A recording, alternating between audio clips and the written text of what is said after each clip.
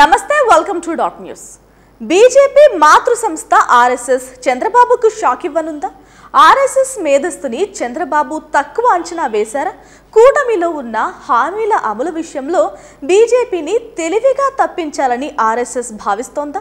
కమలనాథుల సాయం లేకుండానే బాబు ఇచ్చిన హామీలను అమలు చేయగలరా? ఇలా ప్రశ్నలు తన్నుకొస్తున్న తరుణం వైఎస్ జగన్కు అనుకూలంగా మారుతుందా? పొత్తు పెట్టుకుని చంద్రబాబు చేసిన తప్పేంటి?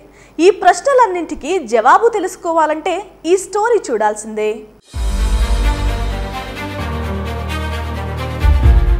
నిజానికి ఎన్నికలకు ముందు ఏపీ ఆర్థిక పరిస్థితి బాబుకు తెలియంది కాదు అని అంటారు.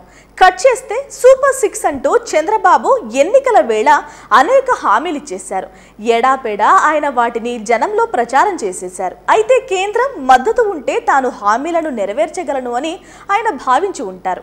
కానీ కూటమి మేనిఫెస్టోకి బీజేపీ ప్రతినిధులు హాజరైన ఆ మేనిఫెస్టోను ముట్టుకోలేదు. దీంతోనే టీడీపీకి షాక్ తగిలినట్టయింది. ఉచిత హామీలు తమవి కావు అని, తమ నెత్తినవి ఎప్పటికీ భారం కాకూడదు అని ముందు చూపుతోనే బీజేపీ ఇలా చేసింది అని నాడే అంతా తెలుసుకున్నారు.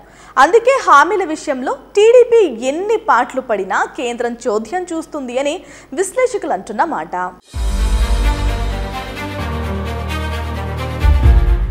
బీజేపీ మాతృ సంస్థ అయిన ఆర్ఎస్ఎస్ అయితే పూర్తి స్థాయిలో దిశానిర్దేశం చేస్తూ ఉంటుంది. బీజేపీ వంటి రాజకీయ ముఖాన్ని జనంలో ఉంచి రాజకీయంగా సరైన ట్రాక్లో పెడుతున్న ఆర్ఎస్ఎస్ మేధస్తుని తక్కువ అంచనా వేయడం ఎవరి తరమూ కాదు. బీజేపీ నేతలు జనంలో ఉన్నా లేకపోయినా ఆర్ఎస్ఎస్ క్యాడర్ క్షేత్రస్థాయిలో ఎప్పుడూ ఉంటుంది. అలా ఫీడ్బ్యాక్ని తెచ్చి ఎప్పటికప్పుడు బీజేపీకి అందిస్తుంది. ఇంకో విషయం ఏంటంటే ఉచితాలకు ఆర్ఎస్ఎస్ బహుదూరం. అదే బీజేపీ ఫిలాసఫీగా మారింది.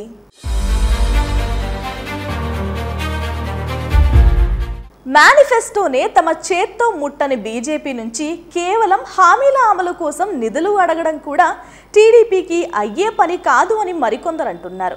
ఒకవైపు 2 నెలల వ్యవధి గడుస్తోంది. ఒక్క సామాజిక పెన్షన్లు తప్ప మరేవీ హామీని కూటమి నెరవేర్చలేదు.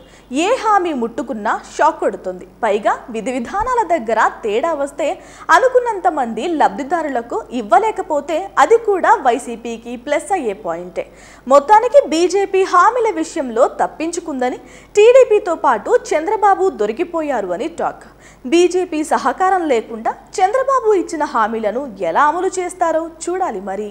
Please subscribe dot news.